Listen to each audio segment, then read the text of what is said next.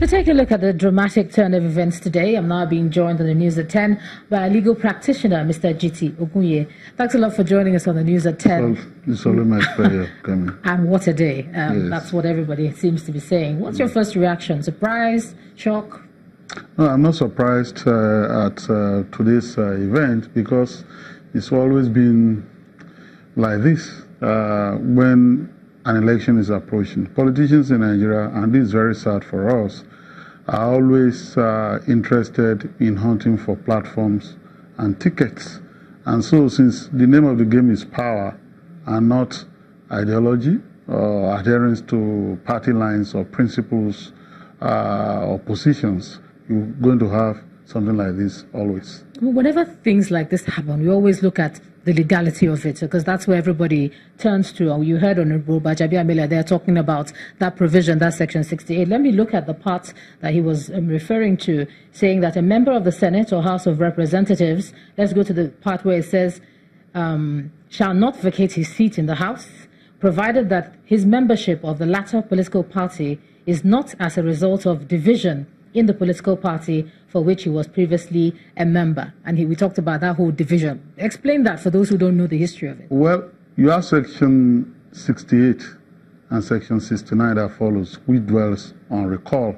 Section 68 lists the situations in which a member of a political party, sponsored by a political party, to get to either of the two houses of the National Assembly may lose a seat.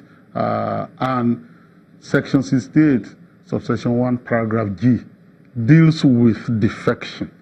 However, the provisor says that that member won't lose his seat if that defection is as a result of division in his own political party. Now, as Honorable Bajabi Amila has rightly pointed out, that word division has been interpreted in the case of PDP and Abegunde, as he said.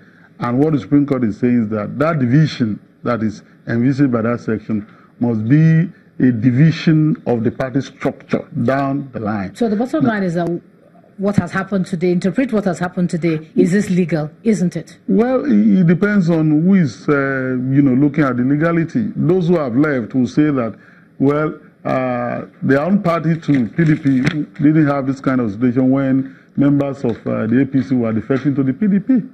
Members of the PDP were defecting to the APC, and that as such, the RAPC that emerged is a division of that political party, and that gives them the wiggle room, the enablement to defect.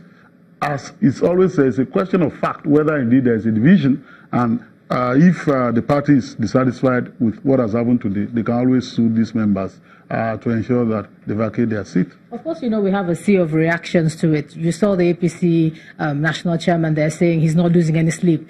Do you think that should still be the case? Should they not lose any sleep at this point? Well, they lost some sleep like 3, 4, 5 days ago, including the president. And I think that they're just trying to put a bold face to it. Look, what is happening is like what happened in 2015 before the general election.